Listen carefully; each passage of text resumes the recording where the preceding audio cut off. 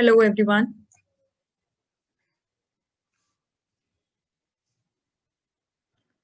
Hello, a very happy new year to all of you. Can all of you can hear my voice and see my screen?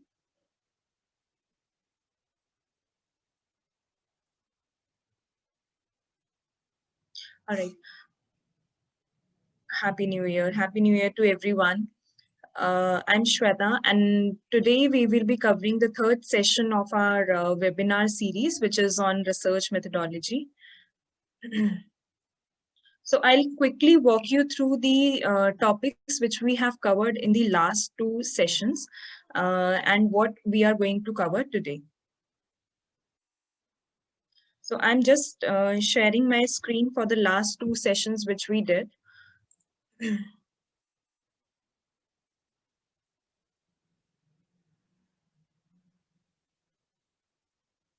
Okay. So is this visible to all of you?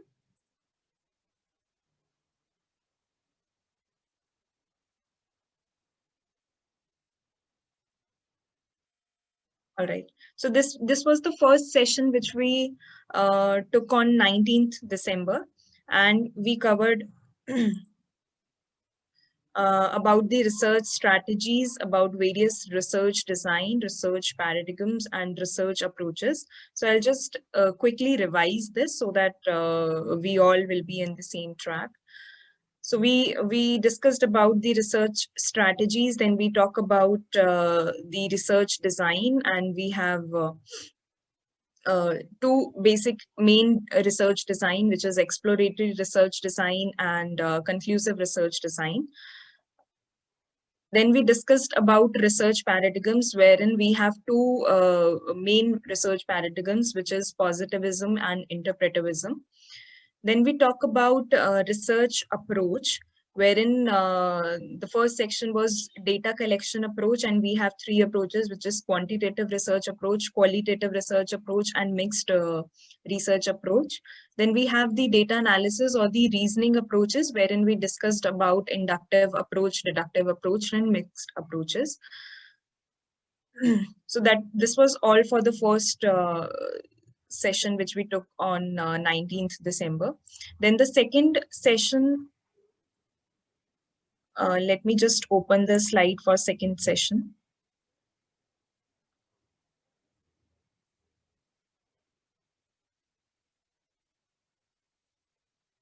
Okay, so this was the second session of the webinar series, which we completed last Saturday, wherein we covered about various research techniques, how we calculate sample size, what are the different sampling techniques we have, what are the type of questionnaires we can develop for our researches, which scales we need to use, how to do pilot testing, and how we can check the reliability and validity of our questionnaire.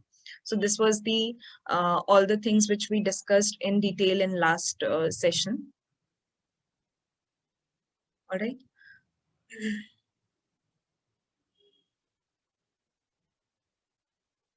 So we discussed about this questionnaire also, how to develop a quantitative questionnaire. And today we will continue from here only. Some of the topics were not covered in the last session, which I'm going to cover in the beginning. Then we will discuss about how to test these questionnaires. Like, I'm opening the third presentation for today now. All right, so today we are going to cover about the research methods, the various research methods we have, which was missing in the last two sessions. Then we will discuss about how to do a quantitative data analysis, and we will continue with the same questionnaire which we developed in the last session. And also we will talk about how you have to do a qualitative data analysis. Generally, uh, if you are having a lesser sample size, so we always suggest you to go for a manual thematic analysis. So today I will be explaining you how you can do a manual thematic analysis on your own. Okay, so this is all what we are going to cover today. So again, how we follow is, let's say I'll complete the research method section. If you have any doubts related to this, you can ask, then we will proceed for the quantitative and qualitative data analysis. I hope all of you can see my screen.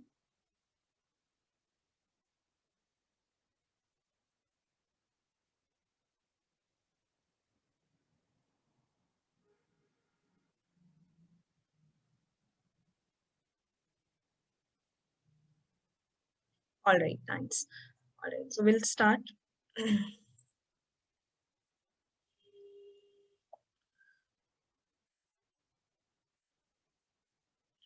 Okay. So the first kind of research which we are going to discuss today is regarding the action research. Basically, this type of research is used in the field of education. Let's say if you belong to a management domain, specifically if you're doing a educational research, or your domain of research is education, so you can go for action research also.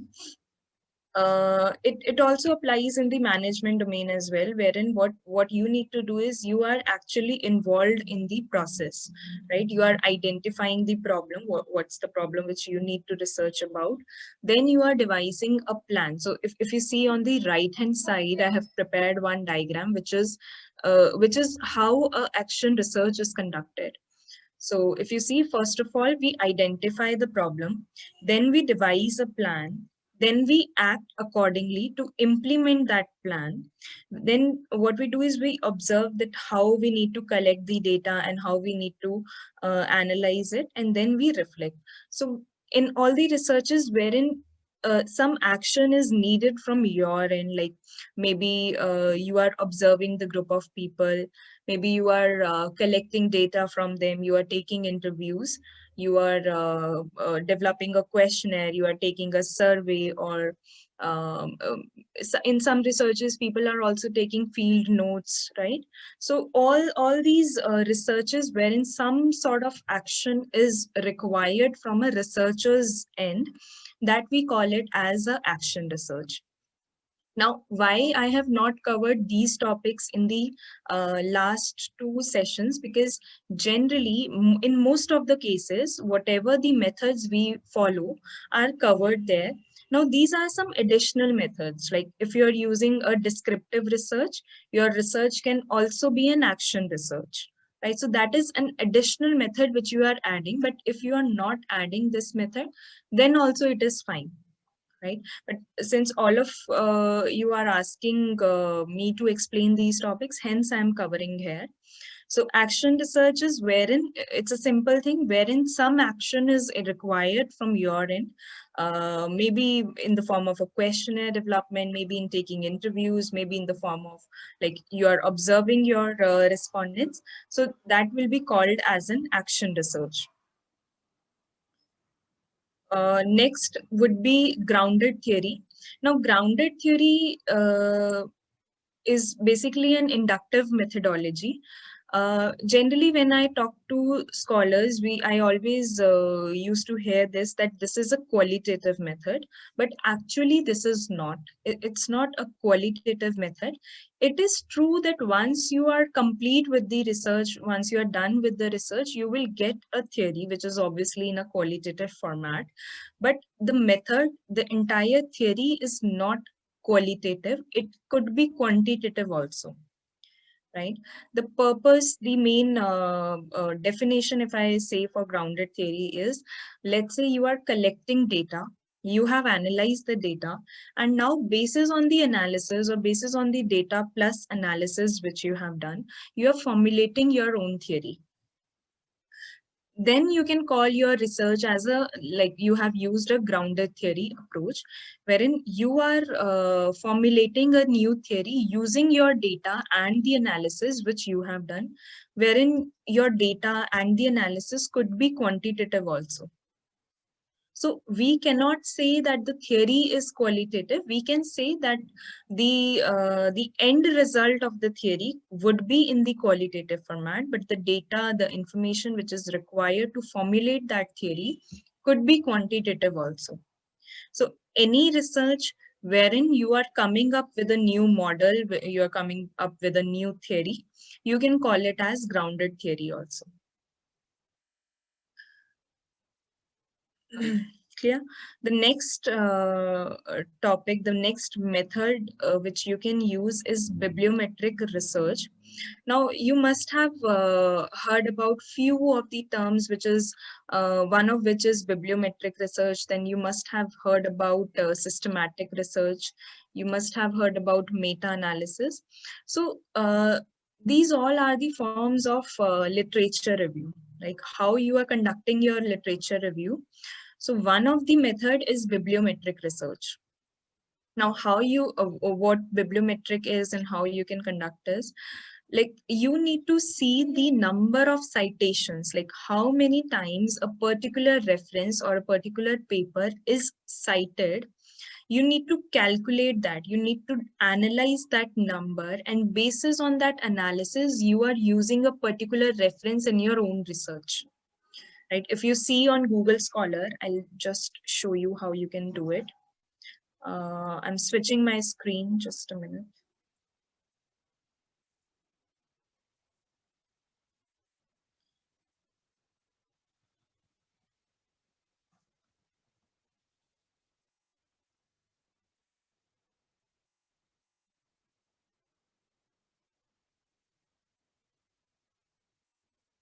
Okay, so is this visible? I have opened Google Scholar. Is this visible to all of you? Okay, so let's say I have some topics here. So let's say environmental education I have written. So now can you see it's written cited by 1181, which means that this paper, this particular paper is cited by 1181 researchers, right? If you see the second paper, this is being cited by 929 researchers, or it's being cited by 929 times. Again, if you see the third link, it is being cited by 417 researchers. Then the next link talks about 355, then we have 258, 1630. So basically, when we are doing a bibliometric research, we need to first analyze this one, this cited number. How many times a particular paper is being cited by another researchers, we need to analyze that, and basis on that analysis, then we decide that whether I have to consider this paper for my research or not. So this is known as bibliometric research, or bibliometric analysis also people call it, when they do it, when they do analysis of these citations. So we can call it as bibliometric analysis also. Wherein the other confusing term which is related to bibliometric analysis is the meta-analysis.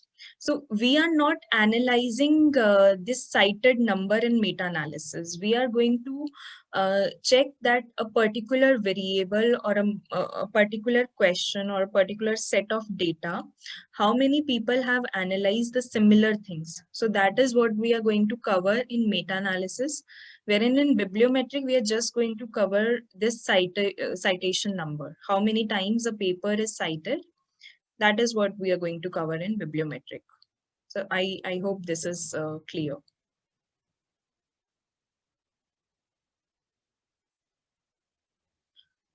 Okay, so I am coming back to my PPT.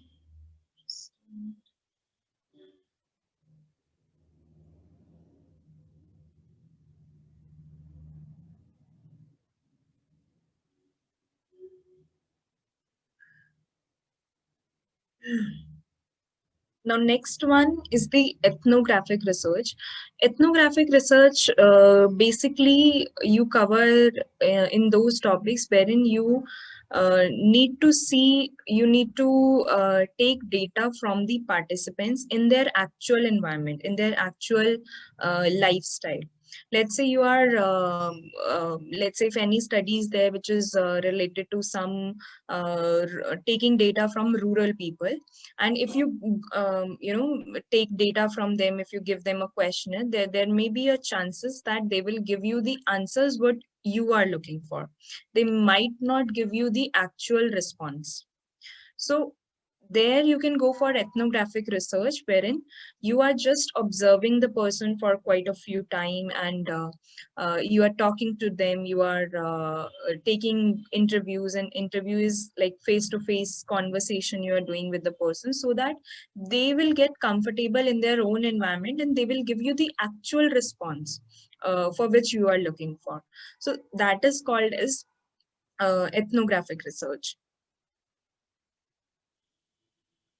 Right? So in case, let's say you are doing a quantitative research or a qualitative research, and you are giving them the options, you are giving them few hints, though there might be a possibility that they will not give you the actual response or the true response. In those cases, ethnographic research can be helpful.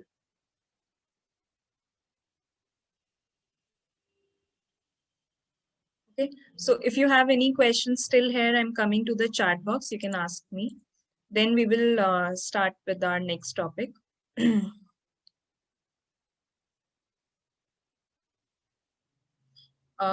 you show some example of bibliometric research paper? Okay, I have some papers, bibliometric research papers. I'll give you on the email. Discuss about systematic literature review. Okay, so this is again a form of literature review, a kind of a literature review or a type of literature review, you can say, wherein the process of finding out the references plays a major role in systematic literature reviews. Let's say a topic, let's say a topic is there and almost around 50 researchers are being done on that topic. Now you have to study all those 50 studies which have been done on a particular topic. In that case, you can opt for a systematic literature review, wherein the process that how you are selecting your reference is important. So we generally have a model in systematic literature review which is called as PRISMA model. So we follow that PRISMA model, that let's say how you have used a particular keyword.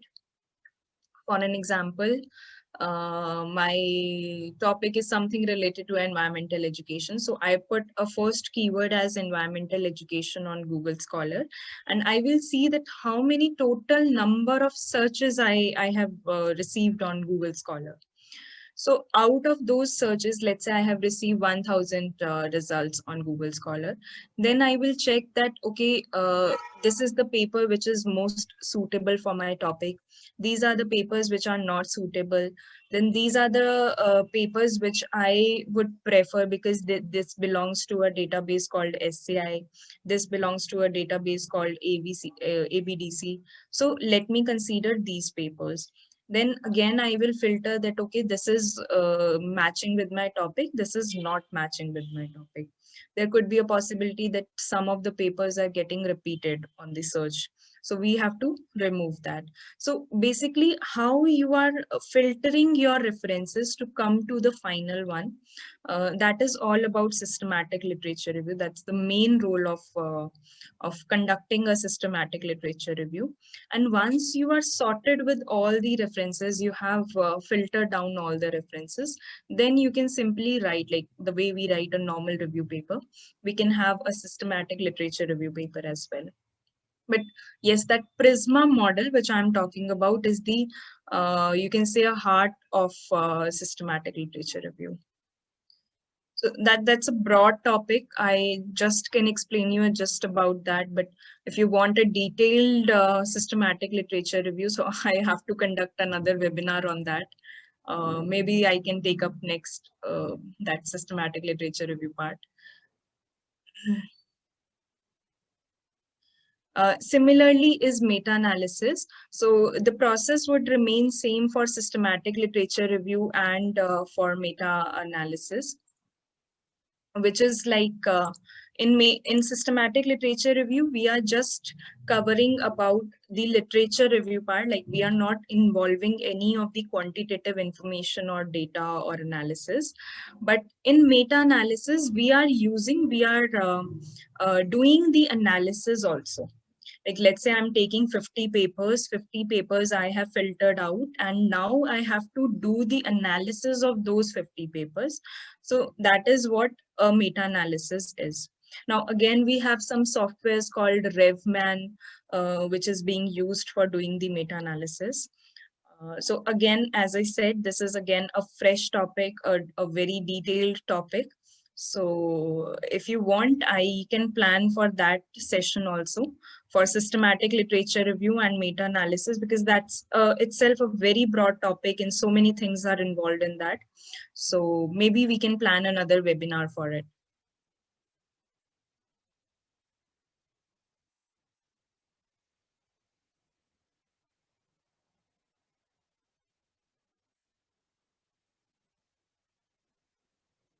Jayalakshmi, yes, bibliometric research can also go for publication, because the better these formulas, these methods you incorporate in your researches, there are more chances of your paper getting published. So yes, you can go for bibliometric research as a publication also.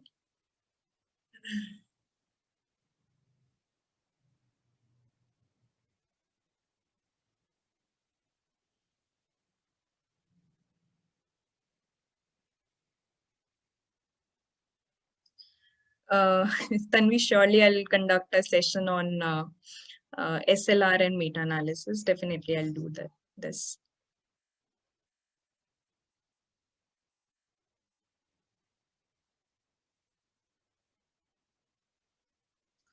In medical field, Ratandeep, generally this SLR and meta-analysis, na, majorly if you see, like 90% of the researches of these type of SLR and meta-analysis is done in medical field only, in medical, clinical, nursing, all medical and medical related fields only. So it depends. Let's say the papers which you are taking for doing the meta-analysis, if they have used SPSS for an example, so you can also go for SPSS, but in that case you should have the data with you. Let's say if the paper has used R, so you can go for R software. If normal RevMan can work, you can go for RevMan. So it depends. We cannot justify, and we cannot give as a statement that you should go for this software only if you're doing a meta-analysis. It depends on the papers which you are considering for your meta-analysis. So we need to study those papers first, what sort of data they have taken, what sort of analysis they have done in their work. Accordingly, we will plan the software for our work.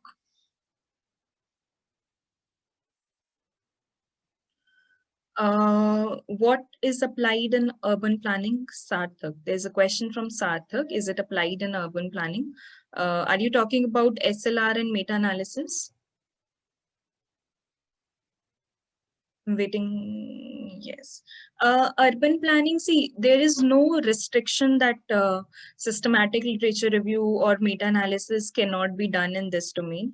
But majorly, if I see in last 4 or 5 years, what I have seen is systematic literature review and meta-analysis are generally done in medical fields. So if you want to do for your own work, you can do it, but you should get all the papers. We should have all the papers ready with us on which we need to conduct it.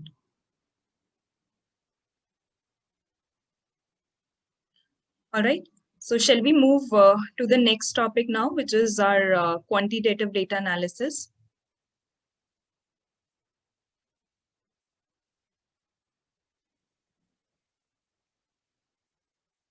All right. So I hope all of you remember that the questionnaire which we developed in the last session, I'll just open that questionnaire again for you so that you can relate to the quantitative data analysis part. Right, so I'm just opening a questionnaire which we developed in the last webinar. I'm just sharing my screen.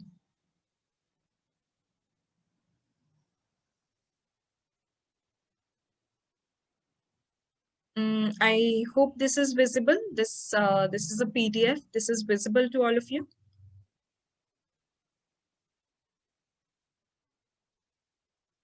Okay. So if you remember, we were taking this example from the starting stage. We have covered all the things pertaining to this example only. So the topic which we have considered till now is the influence of customer-based brand equity on buying behavior, a study with special reference to convenience goods in Kerala market, right?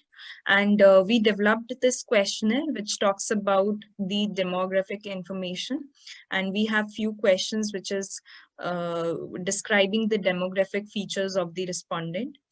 Then we have the second section which was related to the convenience good. Then the third section was related to brand equity. If you remember, we have these variables in our conceptual framework. So brand equity, brand awareness are the variables. And these are the Likert scale questions we developed for these variables. So we have for brand awareness, brand association, perceived quality. Then I have brand loyalty.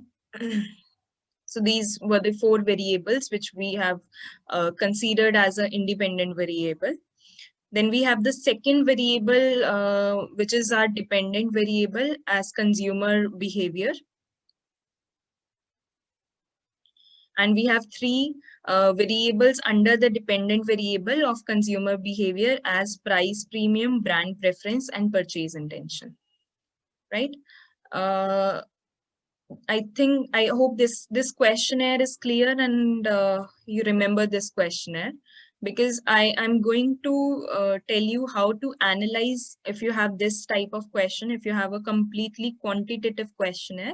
So how you have to do the analysis of such type of questionnaire. So even if you are having your own questionnaires ready with you, you can open that and we will discuss on it.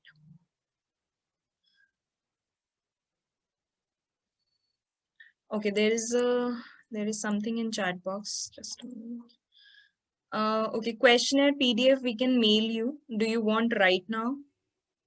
I can give you the link. This is on Shodh Ganga. I'll give you this link if you want. You can open on your screen.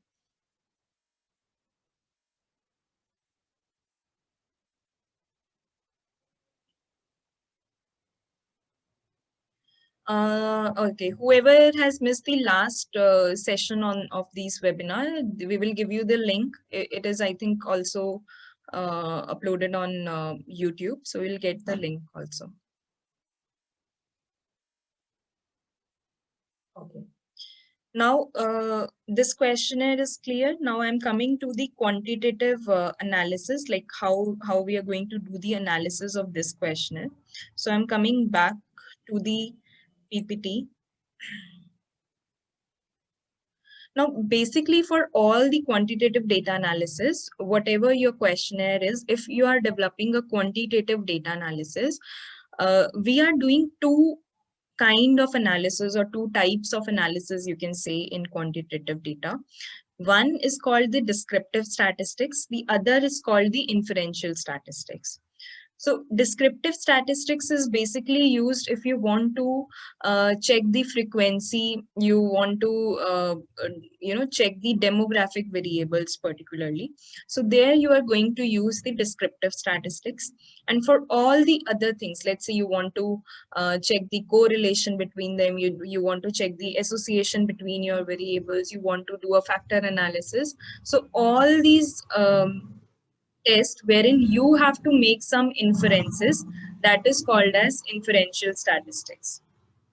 So I'm going to show you first how you have to do descriptive statistics.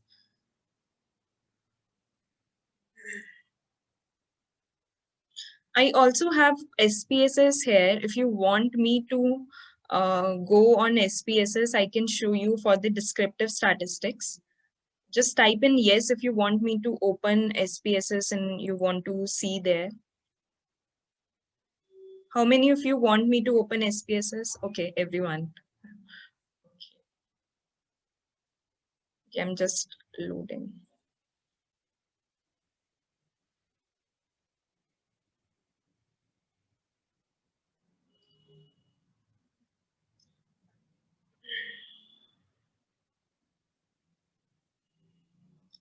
I have done two columns. I don't have the data ready with me for doing the analysis, but I've quickly filled up two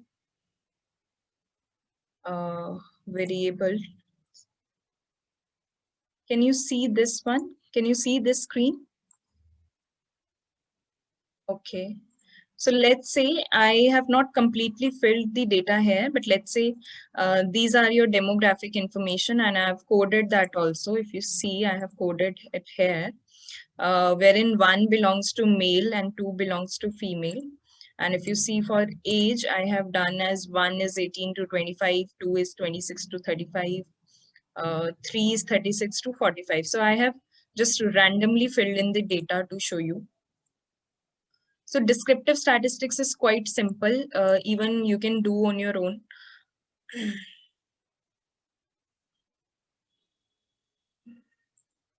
Now I have to apply.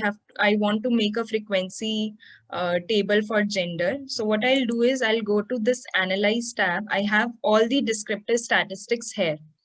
If you can see my screen, all the tests which is available, which can be done in descriptive statistics are given here. So we have, like, generally in most of the cases, we use three types of test, which is frequency, then descriptive, and then crosstab. So only these three we are using. So if you see, I'm applying a frequency on gender. So I've done this. Then I have to, first of all, I want to apply on gender. So I'm selecting gender and inserting it as a variable here. Right? Then I'm clicking on statistics. I don't want any other details, so I'm just continuing and okay. Can you see this screen, the output screen, which immediately comes? I think you are not just. Can you see this now? Can you see this now?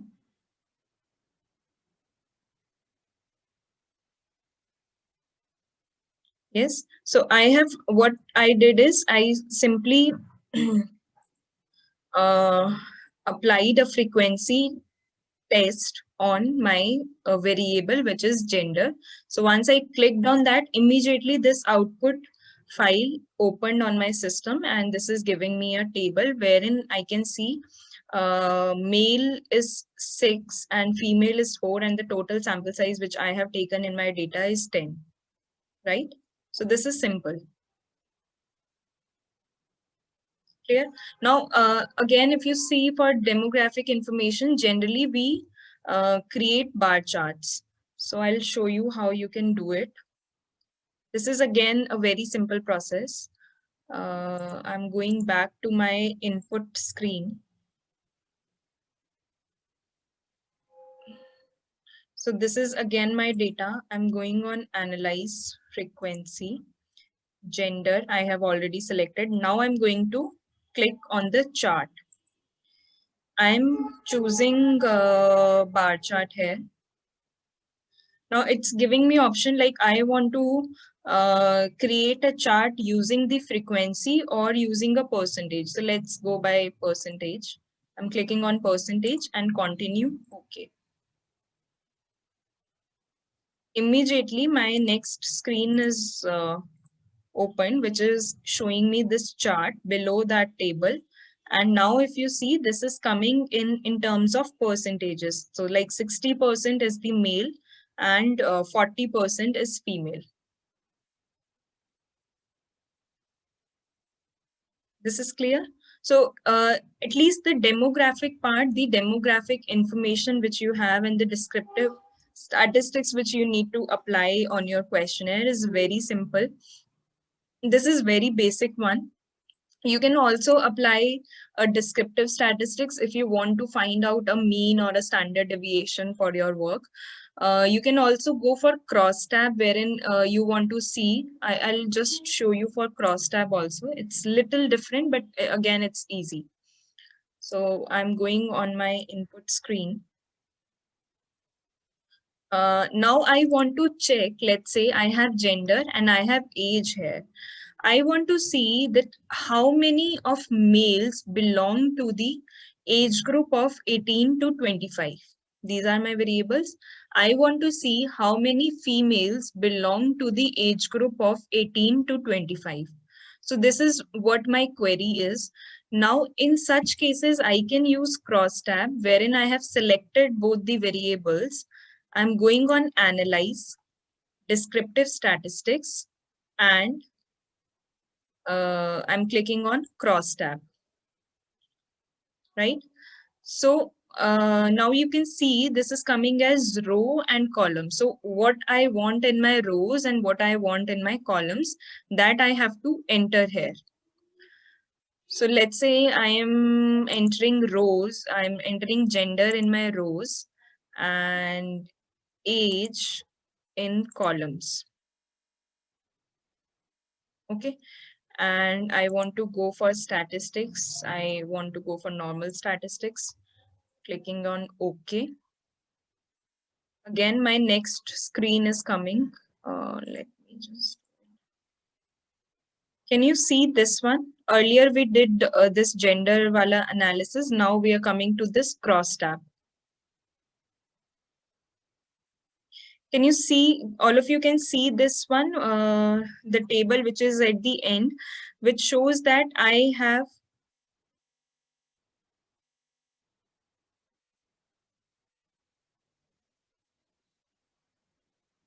Just a minute.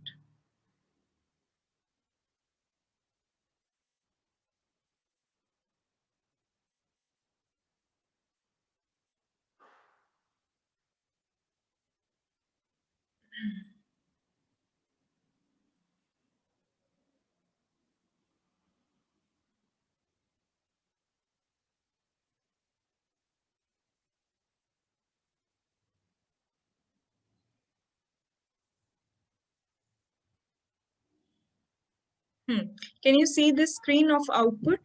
Wherein it is coming that how many males belongs to the first age group, how many female belong to the first set of age group, then how many male belong to the second age group.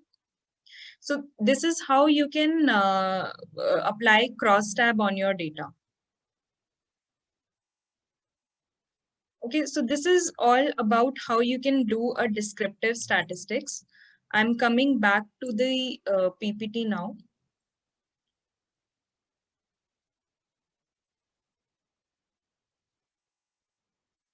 Oh, my screen was not visible. Okay, output screen was not visible. Just a minute. I'll go back again. I'll go back again.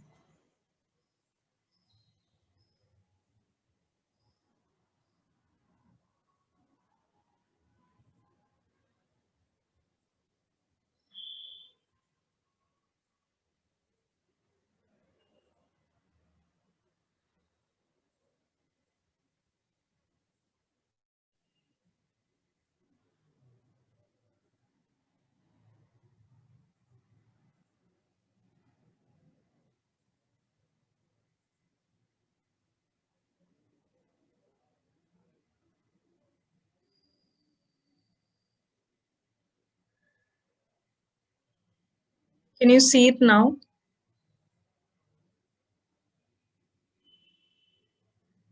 Chi-square is also, no, chi-square is not descriptive. Chi-square can, okay, I'm showing that. I'm showing that. Just,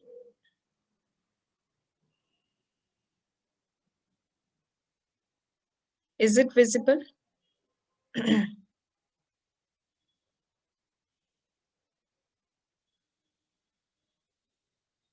Is it visible to all of you?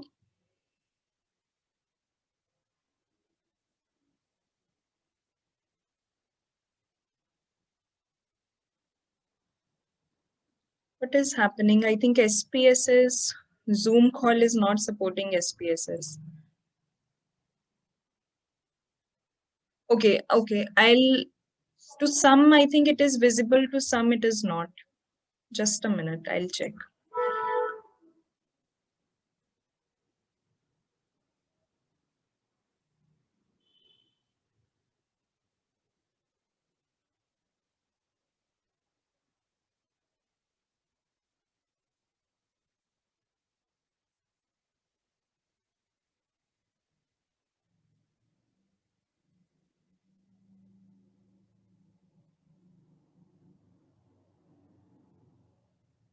I have applied that descriptive also. Just I'll show you.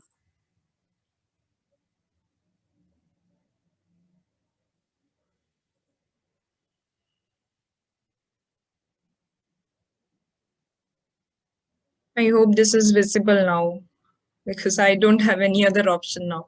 I think this is visible to all of you now.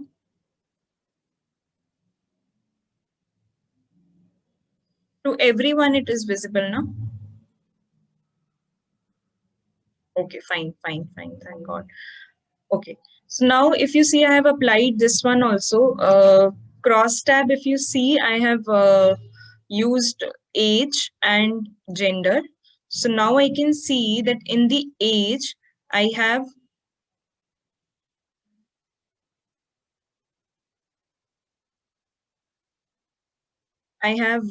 two males who belongs to 18 to 25 and two females from 18 to 25. Then I have one male from 26 to 35 years of age and two females. So this way I can use cross tab. One of you have also asked for mean, so I have applied that, but that is not going well here because I have only used age and gender. So what I did is I just selected the variables and I clicked on descriptive. But because only have two variables, age and age and gender, so I do not want to check the mean of age or mean of gender. So that is why it is showing me a result like this. If I have more variables, more data, then I can use this descriptive. So you can see on gender I have applied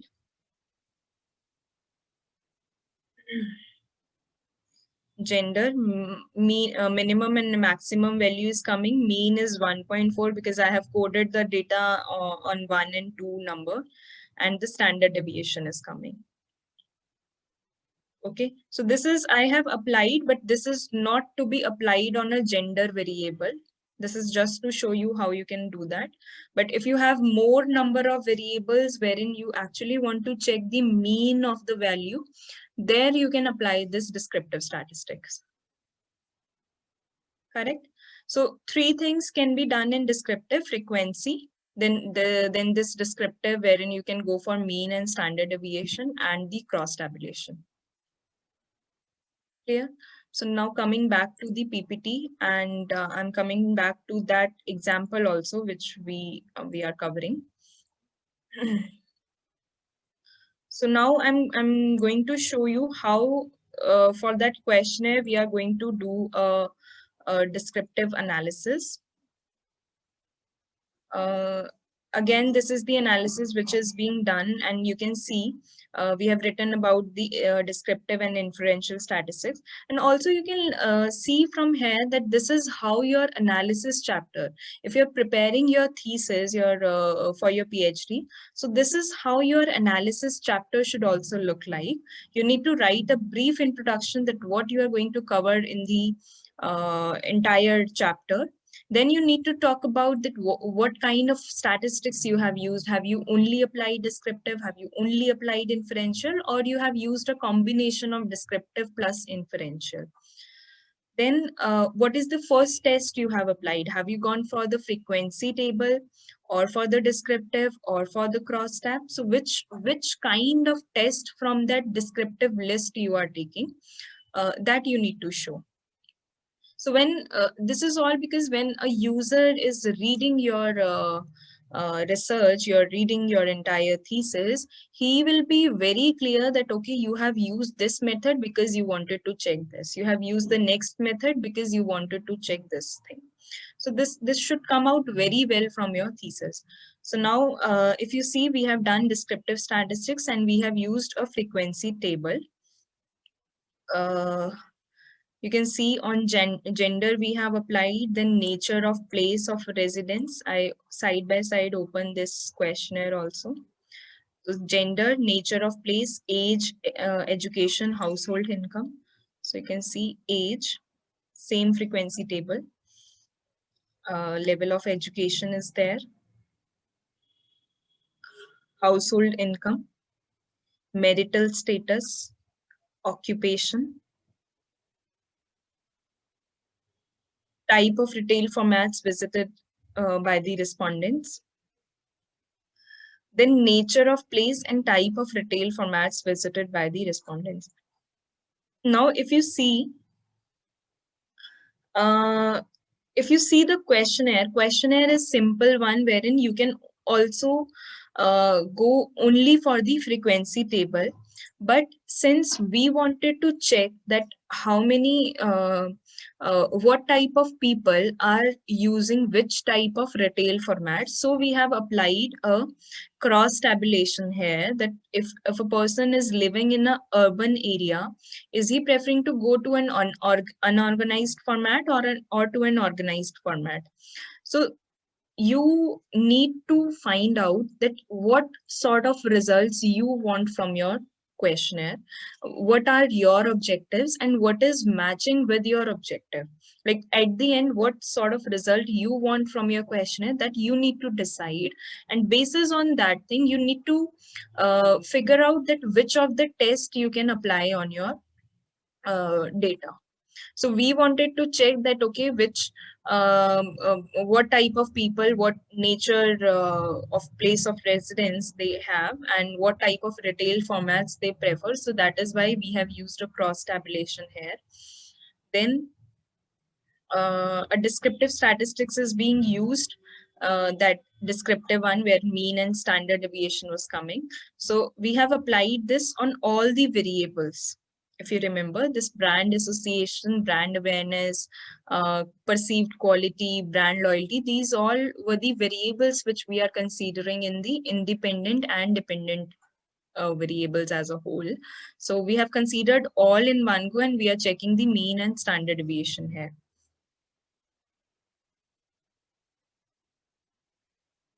Fine. So this is all, descriptive statistics is very short. This is what we are going to apply in descriptive one. Then coming to the inferential. Now this is the main thing which you need to consider for your analysis. And this is actually the basic and the most important part of your entire research, that how you are analyzing your data and how you are deriving the results from that data. So here you need to prefer the test. You need to select the test very you need to consider all the points while selecting your test here. So generally when we talk about the inferential statistics, we are going to cover 3 or 4 main types of tests, which I have written in the PPT also, which I'll share with all of you. You can go through that also. So the basic inferential test which we use is one-way ANOVA. Then we use correlation. Then we use paired t-test. Then we have chi-square. So chi-square, one of you have asked, chi-square is an inferential statistic test. It's not a descriptive one. And we can also go for regressions and linear regression, multiple regression, all we have in inferential statistics. There are one more test which is factor analysis, but that is little different from these tests. So first I'll explain this one. ANOVA is analysis of variance. In one way, ANOVA is obviously where one variable is involved. So if you want to check that there is a significant difference between the means of the various variables with respect to one variable of demographic type, you can go for ANOVA. So you want to compare one variable with the other one, then you can go for ANOVA. The second would be correlation, wherein if you want to study the relationship between the different variables and how they are related to each other, how they are correlated to each other, in that case, you can go for correlation test. The third one is again the paired t-test, which is conducted to study the differences in the score values of correlation. So again, you can use paired t-test. Then chi-square. Chi-square is very basic one, and it's most used test in inferential statistics, which talks about if you want to see the association between the variables, then you can go for chi-square test. So majorly, if you see all the management and social science study, generally we want to check the relationship or the association between the two variables. So that is why in almost all the researches, you will see chi-square test has been used. Okay, there could be other tests also. There's so many tests actually which can be used. So one of them could be multiple regression, wherein if you want to check the relationship between one dependent variable and you have more than one independent variable, then you can go for multiple regression. So these things I have noted down in the PPT. I know that explaining these tests would not like very helpful to you. So I will give you all this in written format so that once you start applying the test, you can just read the description of those tests. You can check that whether that test is applicable on your research or not, and then you can go for it.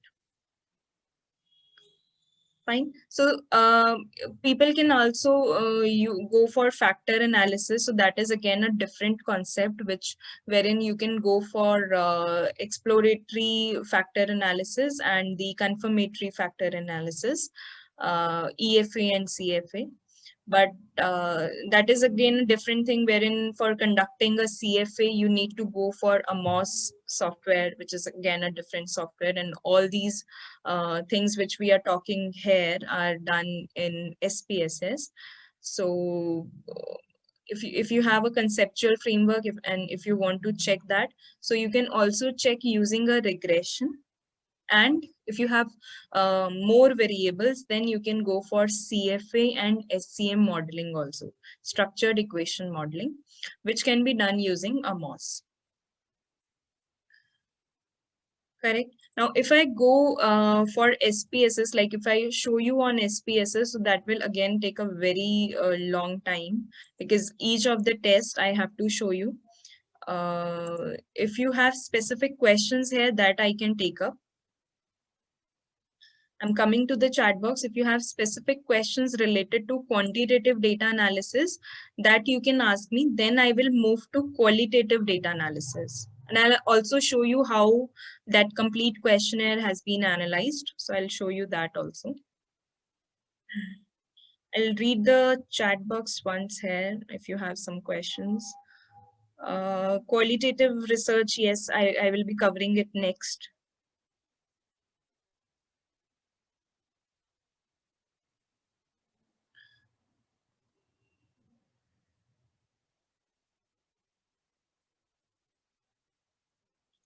Okay, there's a question. When to use factor analysis and when to use SCM. Factor analysis, let's say you have around 5 or 6 or 7 or maybe 10, 15 factors, and you want to see that which of the factor plays a major role in my research, which of the factor is having a significant impact, then you can go for EFA, which can be done in SPSS only. So principal component analysis we can call it as principal component analysis also. Then you can go for factor analysis, and further, if you want to see that out of these factors now, which among these factors is more important or more significant, then you can go again for another factor analysis, which is called as confirmatory factor analysis, followed by a SCM, structured equation modeling.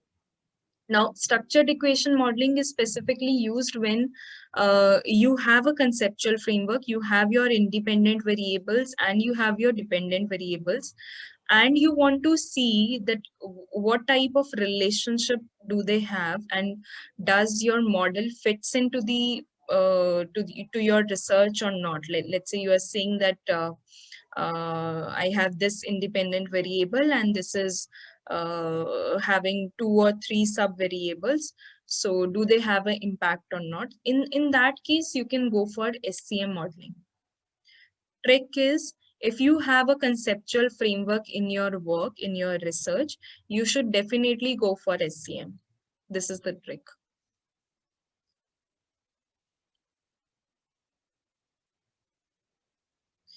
Can you show regression analysis? I do not have the data right now. I can show you how you can do it. Just, I'll open that SPSS screen again, just a minute.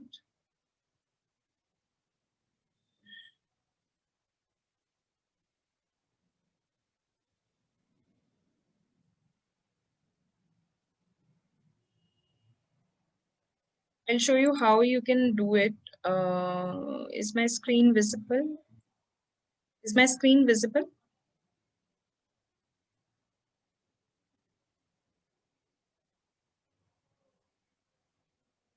Is it visible now?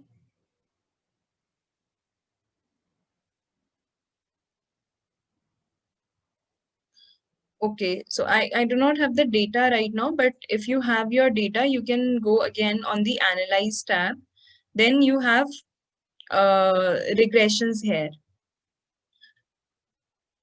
Okay, so you can select the variables, like on which variables you want to run your regression analysis. You basically need to select your independent variables and your dependent variables, and you can select the most suitable type of regression for your work. So is it a linear regression, or it's a partial least square regression, or it's a binary regression? Depending upon the number of variables you have, accordingly, you can select your regression test here. Similarly, the same goes for correlation also. Again, if you need to decide that how many variables you have, so accordingly you can go for a bivariate correlation or a partial correlation. Uh, this all depends on your variables actually.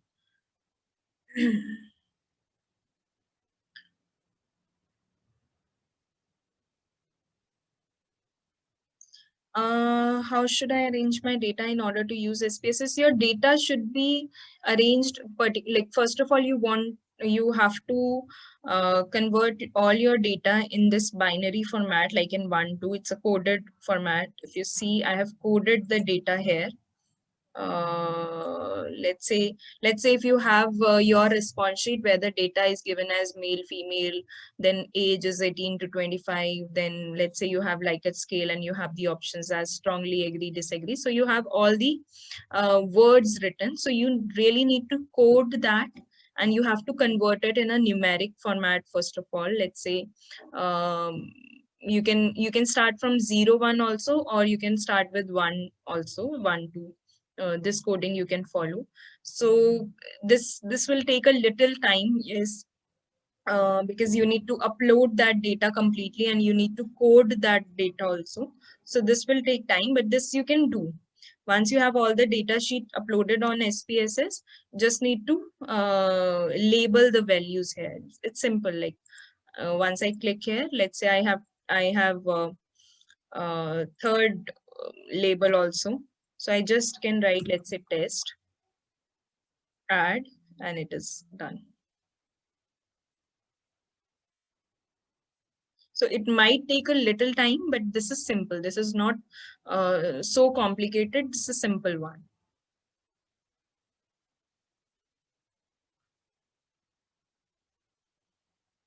Okay, so now I'll show you the analysis which we did for that questionnaire.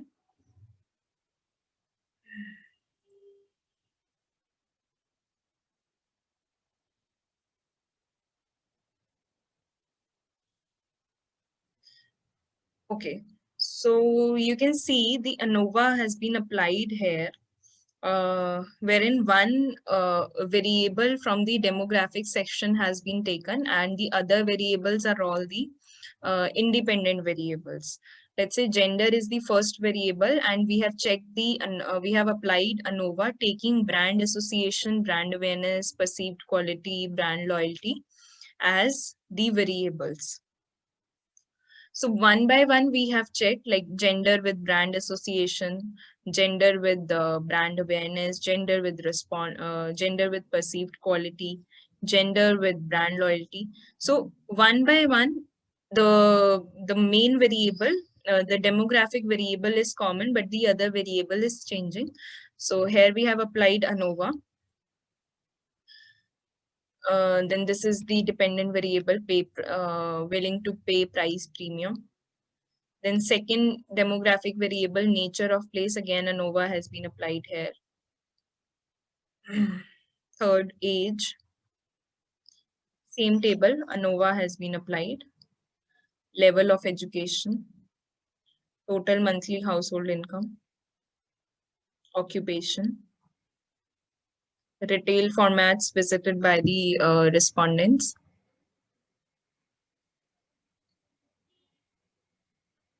Fine. So this is all about ANOVA, how that is being used here.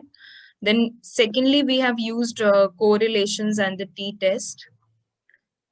Correlation we use because we want to see the relationship between the different variables, let's say brand awareness, brand association, then brand association, perceived quality. So we first need to pair the variables. So each variable has been paired. If you see all the pair list is given. Pair one is brand association, brand awareness, brand association, perceived quality. So this is how all the pairs have been created, and correlation test has been applied here just to see the correlation between these two variables. Like in each pair, two variables are there.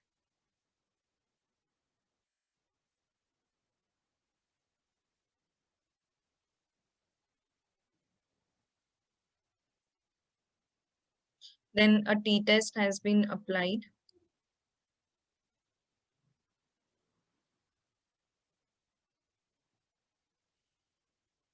Fine. So with all the variables, this paired sample t-test and correlation has been applied. Then chi-square has been applied to check the association between the variables. So you can see brand awareness and brand association. The association has been checked using the cross tabulation followed by a chi-square test. So this is how a chi-square test looks. Then again with the other variable, which is brand awareness and perceived quality. So this you can see again, cross tab has been applied followed by a chi-square test. The next pair of variables, cross tab has been done, then chi-square is done.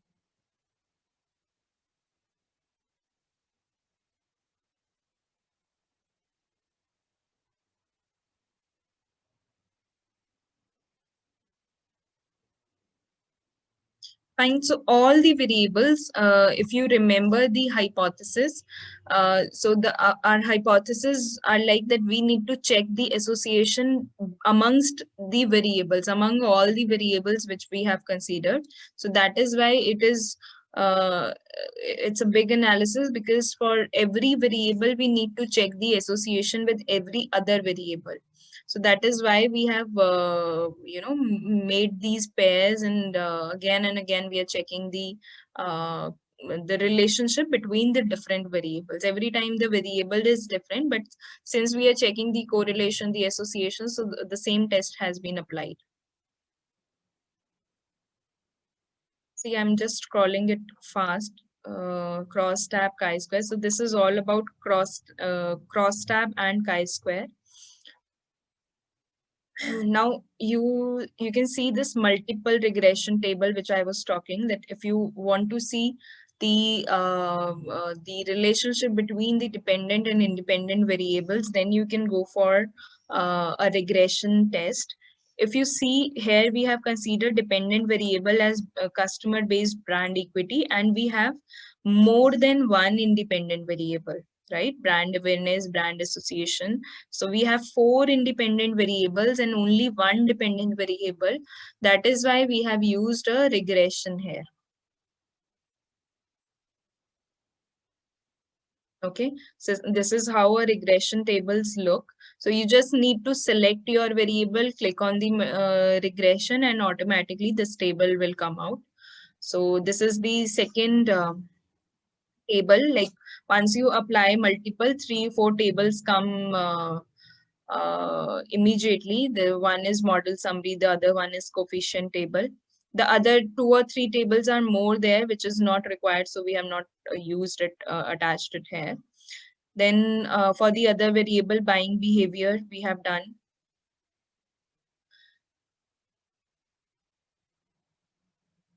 Right? So you need to see all the hypotheses of your research. What your hypothesis is actually asking you to do. Like, do you need to check the correlation? Do you need to see the association? How many variables are there? How many variables you need to check in one go? So basis on those details, you need to finalize your the test which you have to apply. Fine. If you have questions on quantitative analysis, you can ask. Then I'll start the qualitative data analysis.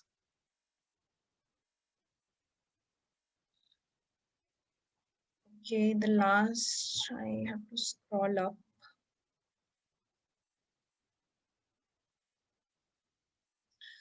How to analyze these figure? What is the difference? Like every time you are applying a test, so let's say if you're applying a chi-square, so you need to see the p-value. If the value of p is more than 0.05 or less than 0.05, so accordingly you have to interpret it. Yes, I will be discussing qualitative analysis today only. Difference between correlation and regression. Correlation is basically when, once you have to check the relationship between two variables. Any two variables, you need to check the relationship between any two variables. You can go for correlation. Regression is used when you have to check the relationship between independent and dependent. You cannot check the relationship between two independent variable. One should be independent, other should be dependent.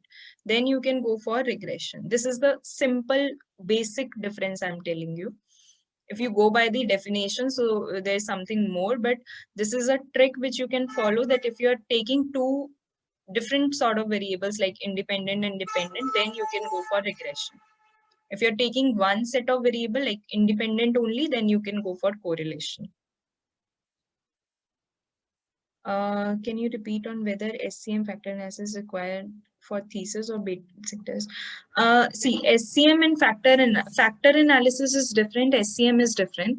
Factor analysis you can apply once you have so many factors. Like you have a list of factors with you, and you have to check that which of the factor is playing a major role, or it's more significant, or it's impacting your research more than the other factors. Then you can go for factor analysis. SCM analysis is one when you have to check the relationship, again as I said, for regression. So if you want to check the relationship between independent variables and dependent variables, and your variables are more, then you can go for SCM. If you have one dependent variable, as I just showed you, if you have one dependent variable, you can also go for regression. But if you have more than 2 or 3 dependent variables, then you can go for SCM modeling.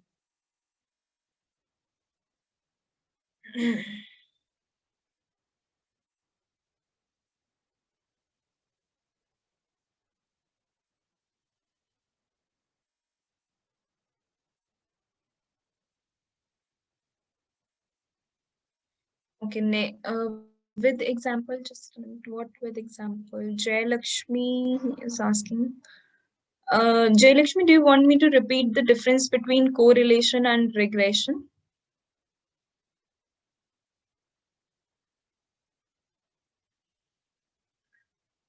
Chi-square, I'm just explaining. The other one is advanced analysis. Basically, these are not advanced analysis. Which I have covered today is the basic one. Factor analysis, chi-square, t-test, correlation. Even people are going for z-test, hypothesis testing, p-value, EFA, CFA, SEM. So these are the basic analysis only. These are not the advanced one. Advanced are like Mann-Whitney test. Then you have Kruskal-Wallis. You have test for normality. You have to test for the missing information. Those are little at advanced stage. But for a beginner, for a basic analysis and which is being mostly used in all the thesis. So even if you're going with these tests, that is also okay.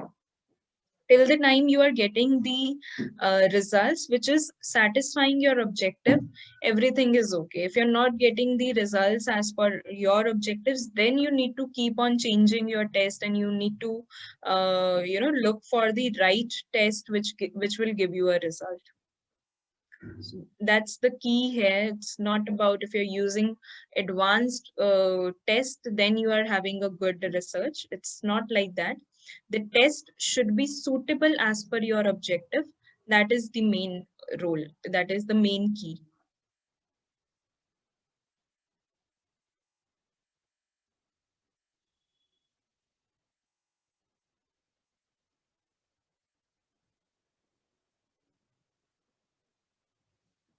All right.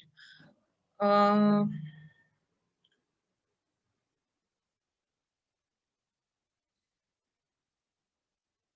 so I'm starting with the qualitative data analysis now. Just coming back to the PPT.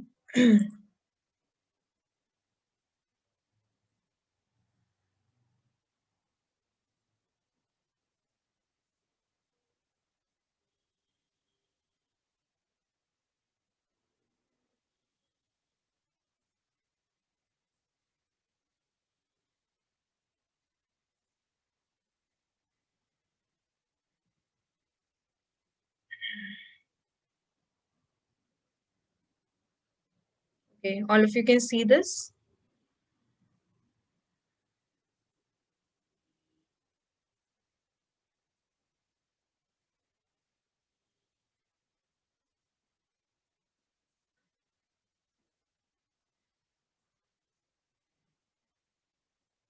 Is it visible to all now? Okay, okay, okay. So now for qualitative data analysis, when you have all the responses in the written format, in a sentence format, and you need to analyze that. So obviously you cannot go for a quantitative analysis, that is very much clear, and you cannot convert that data also into a numeric format. So whatever the responses you are getting from your respondents, you need to do some different kind of analysis, which is called as manual thematic analysis. So whenever we are having a qualitative data, only two type of analysis we are doing. One is the manual thematic analysis, which is being done by a person. The other one is in vivo analysis. Like analysis will be done using a software called NVivo. So that is a software analysis. We cannot cover that in this webinar. So I am covering the manual thematic one, which you can do on your own, right? So the steps which you need to consider when you are doing a manual thematic analysis is, first of all, you need to generate the initial codes, wherein we will do the color coding. Then you have to look for the themes. Out of those themes, you need to categorize them into major theme and the sub theme. Once you get all the themes, then you need to review them, and if you have all the finalized themes with you, then you have to explain that also. I'll give you one example, which is a very simple one, and all of you will be Max QDA. Yes, you can use Max QDA, can be used to do this qualitative analysis. And Vivo can also be used. Max QDA can be used. Okay, so I'll give you. I'll show you one example. This is a simple one. Can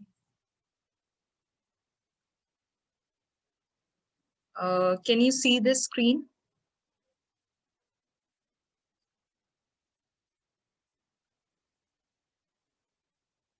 Okay, now this is how a thematic analysis looks like. Again, you need to start with an introduction. So basic introduction can be given, and basic familiarizing with that data, that how the data is given to you in what format. It's a basic description of the data which you need to write. Then talking about generating the initial codes. Now this is the important part. This is a lengthy part, like it will consume a lot of your time, but this is again a simple task which you can do. I'll explain you. Let's say you have, once you are having a qualitative data, obviously you'll have a questionnaire, then you have the responses from all of your respondents. So let's say we have only 4 or 5 respondents from where you are collecting a qualitative data. So the question is this: you need to create a table like this. You can write a question in the first column, right? Like I have written, could you describe which software you are likely to use in your teaching? Then you need to write all the responses.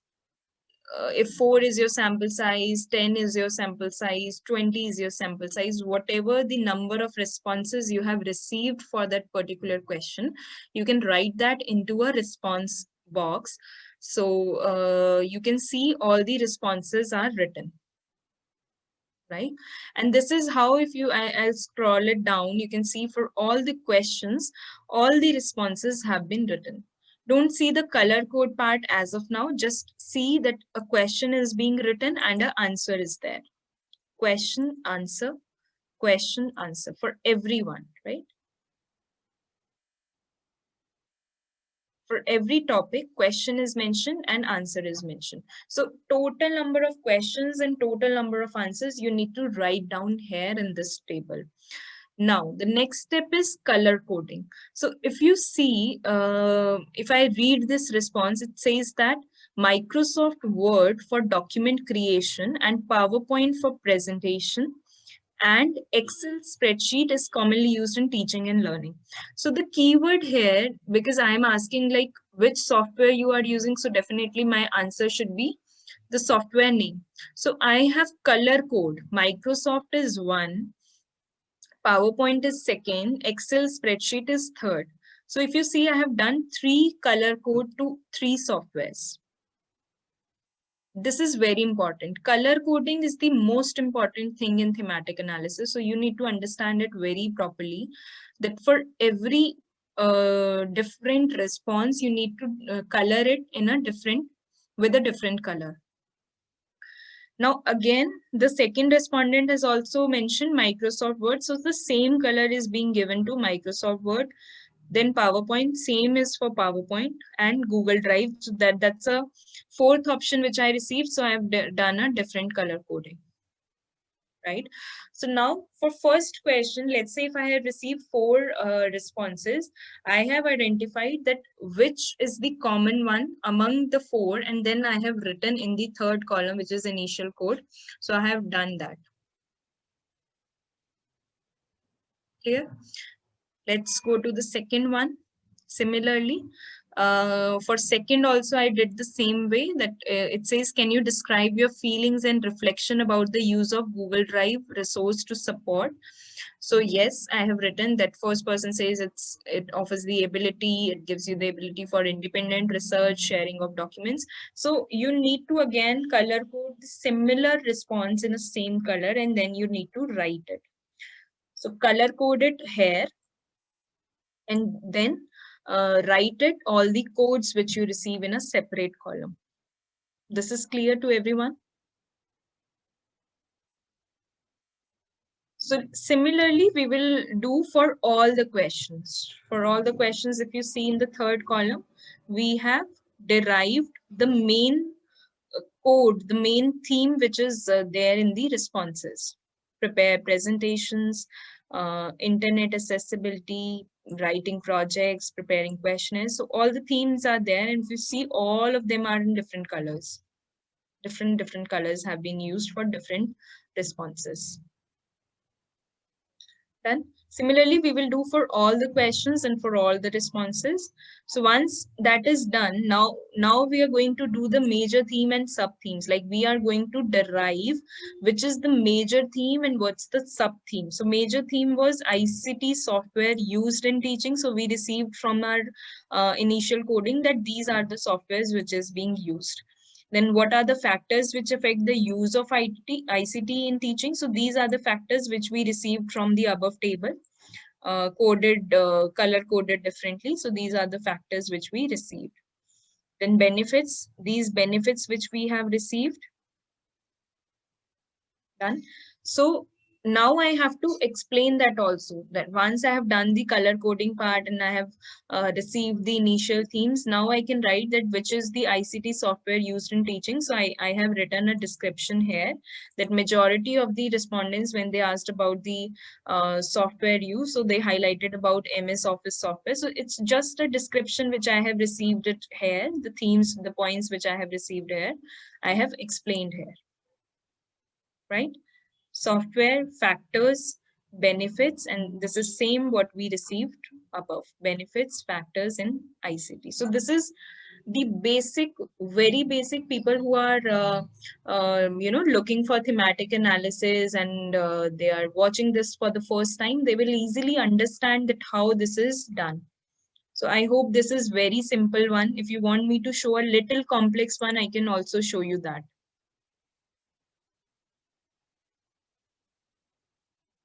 I have the second one. For your query, I have the second one. I'll show you that also.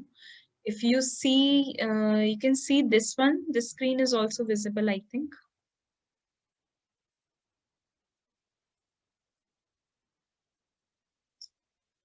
Yes, okay. So again, the format stays the same. Introduction is there, then familiarizing with the data, then generation of initial codes. This is a little complex one when once you have more number of respondents and you have more number of questions, so it becomes little complicated. Like you have to use more number of colors and more data is there, more themes are there. It will take a lot of time to deduce the themes from those initial codings. So you can see the question is, what do you think counseling is and what is its function? The sample size is bigger, so you can see all the responses been written and color coded.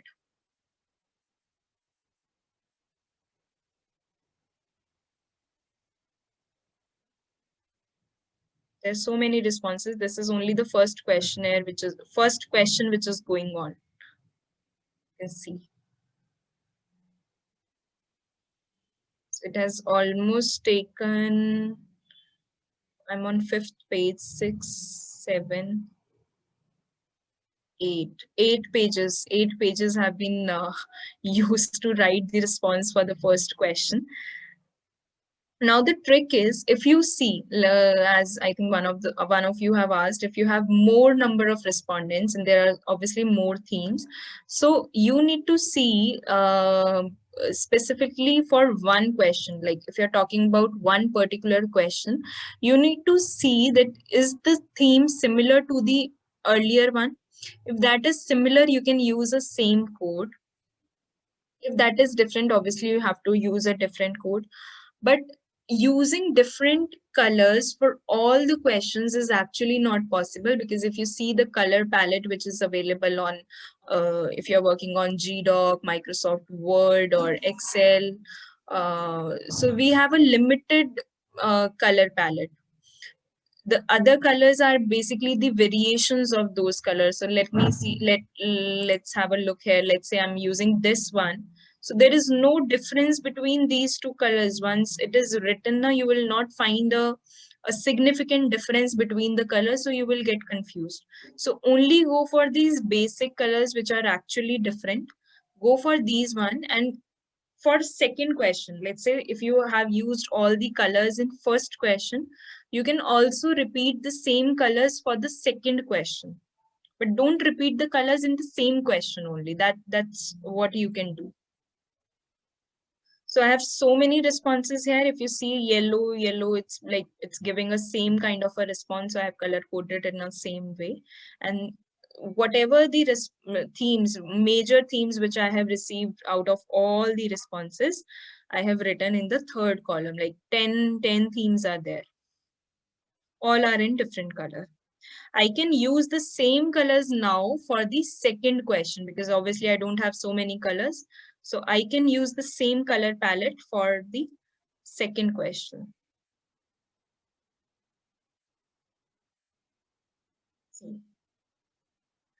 Again, the process would remain same: question, response, and initial codes.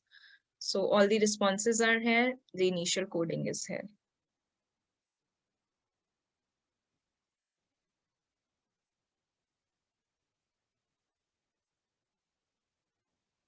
Fine. This is the third question. You can see the colors are repeating because this is a third question, different question. We can repeat the colors. So this is all for third question. Then this is fourth question. Again, the question is there, all the responses are there, and the codes are there. Then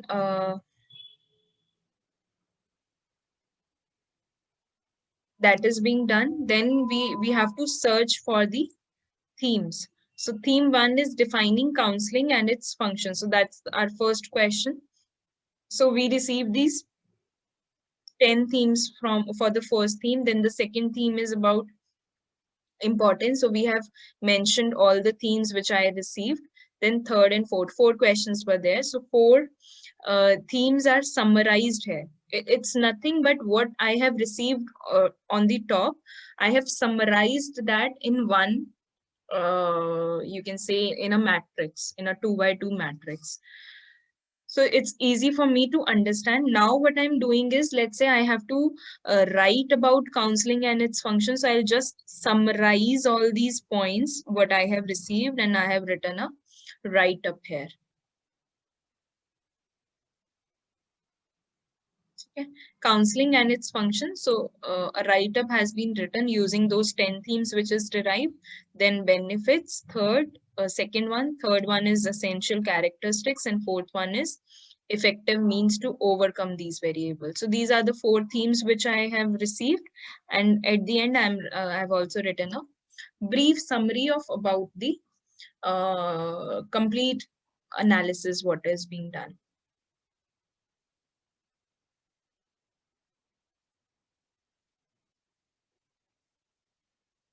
Yeah, so this was all about quantitative data analysis and qualitative data analysis.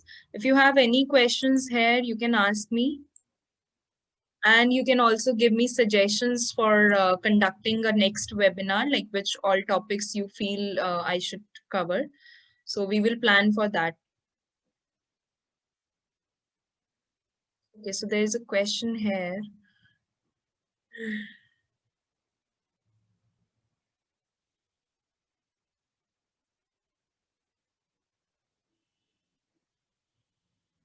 Instead, in place of color, can we have a tabular column showing the responses and finding similar response? And giving a score that how many number of people gave that same response. I think you are trying to convert that response into a numeric form.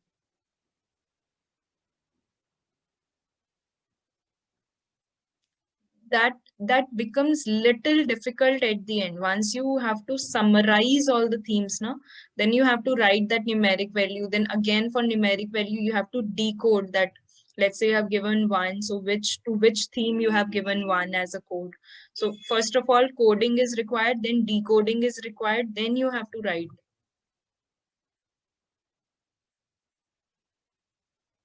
That will become, I think, according to me, that will be little complex one. Color coding is quite simple.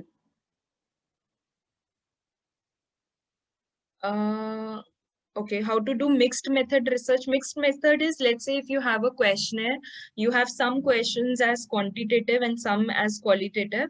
So for the quantitative question, you can go for the SPSS analysis, and let's say if you have 2 or 3 or 5 questions maximum as qualitative, so you can do this thematic analysis for that. So you need to go for both the analysis method.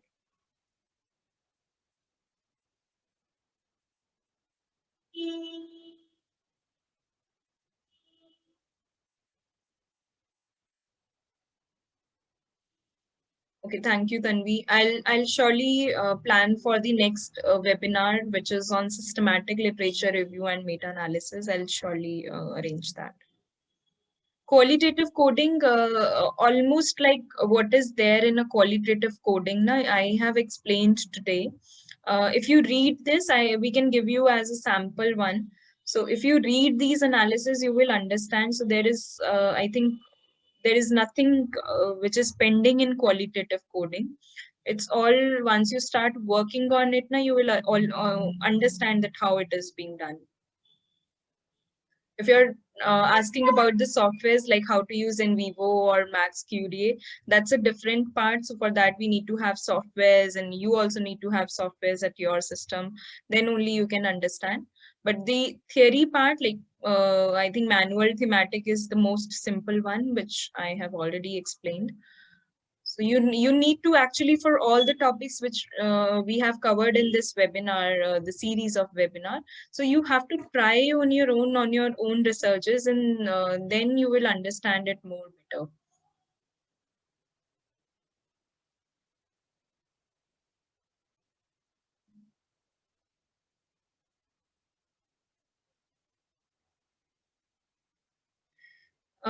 Build relationship between them means in mixed method research. See, you don't have to build the relationship while doing the analysis, so that is obviously not possible. If you have, let's say, 10 questions in your questionnaire, and let's say 7 of them are quantitative in nature and 3 of them are qualitative in nature, so you can do, you can go by the question. Let's say if your first question is quantitative, you can do a SPSS test for that. Your second is also quantitative, go for a SPSS. All your 7 questions, which are at the initials of your questionnaire, are quantitative, you can go for SPSS test. Last 3 questions are qualitative, then you can perform a thematic. And this is how you have to arrange it in your thesis also. It's always better you follow your questionnaire as a base, like first question is demographic, then this should be my first thing which should come in an analysis, because it's easy to understand, right? So you can always follow your questionnaire there.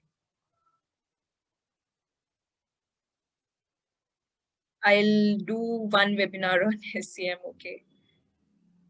Again, for SCM, see, all the participants who will join SCM, na, they should have a MOS on their system.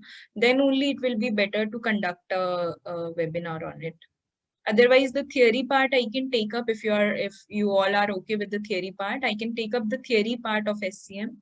But to have more knowledge about it, you should have a MOS on your systems then.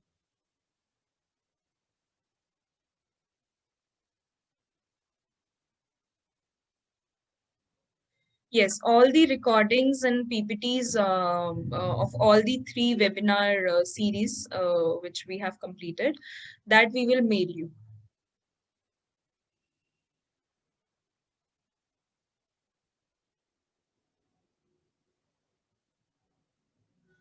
All right, Manoj. Okay, you have all this office. That's great. Okay, so your population is different for both, says qualitative. So then also it is okay, like you are conducting, let's say you have a quantitative questionnaire for students, so you can have a separate analysis using SPSS for your quantitative data, and you can have a qualitative analysis separately for faculty members. Then once you are writing the result, obviously you have to write both the results which you have received. And once you are discussing and concluding your research, which is in discussion and conclusion chapter, there you can combine both the results. Even not in the discussion will also talk about what your result is and how what results are being achieved in the literature review. So there you need to discuss, but once you start writing the conclusion chapter, there you can conclude the results of both the type of analysis.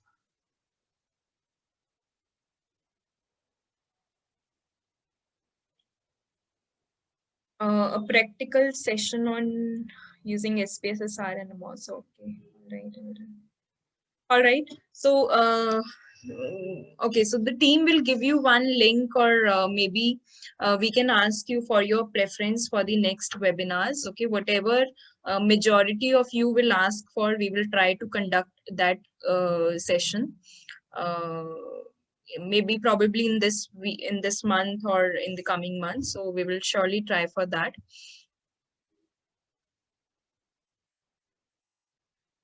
Okay, so there is a question how to combine different inferences of qualitative analysis in case mix. Yes, this is what you need to do in a conclusion chapter. So whatever the results, let's say you have 5 objectives and 3 of your objectives can be done using a quantitative data, and let's say 2 of the objectives are talking about a qualitative data. So that is how you have to combine to conclude in the conclusion chapter also, that okay, this objective is being achieved using a quantitative data, and this is how we receive the result, and this is similarly, this goes for the qualitative data as well.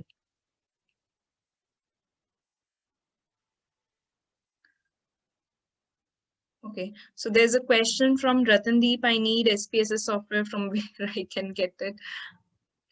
See, majorly for all the scholars, I think universities are also providing the access to use this SPSS software. So that's the only way for a scholar to get the software, or maybe you can purchase it, but I think that is more costlier. So you can ask for your university, they will give you the access to use SPSS.